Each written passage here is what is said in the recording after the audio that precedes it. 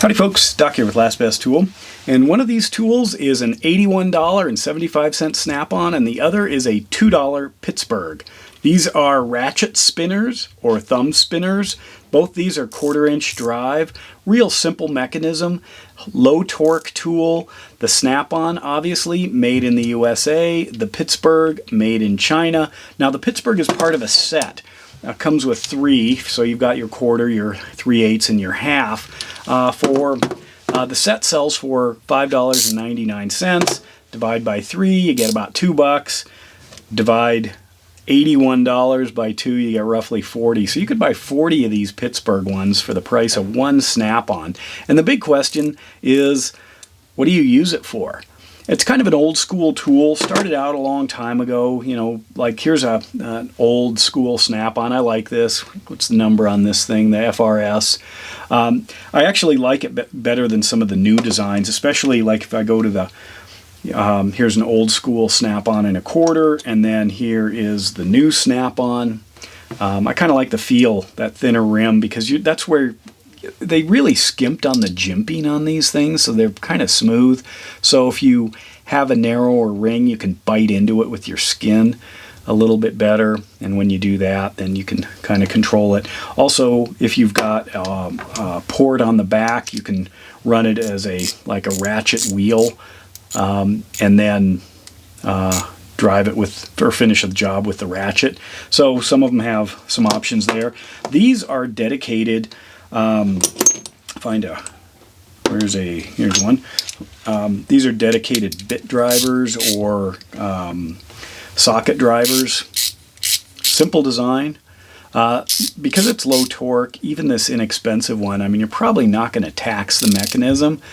And if you lose it, you're not too worried versus this piece of pocket jewelry. I mean, this is the TS72.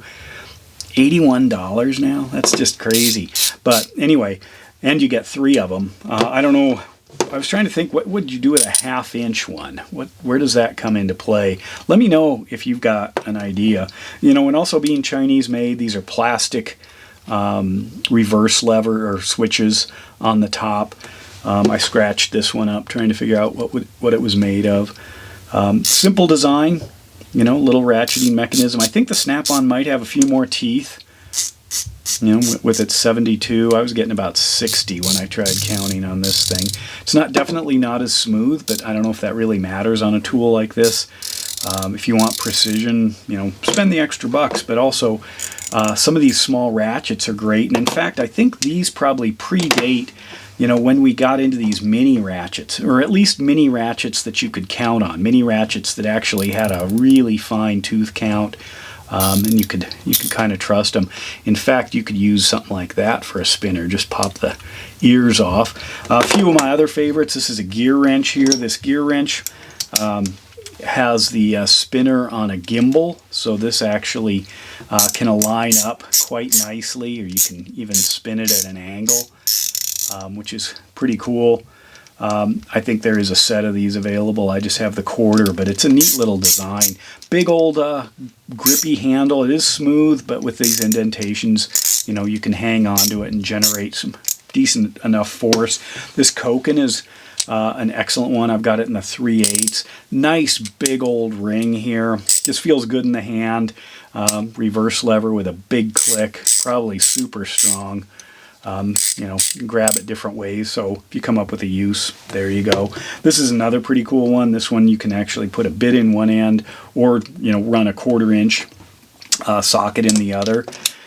This one I got sold as a Blue Point off the Snap-on truck a long time ago, but it actually is sold under a bunch of different names. So you might be able to find one of those. I'll look it up, see if I remember. But overall, I like these spinners, and it's one of these, you know, if you'd rather have it and not need it, or maybe rarely need it, or you're not sure if this is the best tool and you want to try it out, well, try the Pittsburgh set for $6. And if you find you really use it all the time, then go ahead and spring for the Snap-on. But I'd like to hear, what do you use these for? Do you even use them, or do you just carry them around? You know, is it really a functional tool in your daily life? This one's kind of offset floating around in there. Obviously a $2 tool, Chinese $2 tool, I don't know. But SnapOn, I'm glad they're still making one. It's been around for quite a while, but $81, huh, interesting. Anyway, probably better off with one of these micro ratchets, whether you make it yourself or now buy one, because these have a little bit more opportunity to spin than just these wheels, especially the smooth wheels. Anyway, let me know your thoughts. Do you use one? Do you have one? Which one?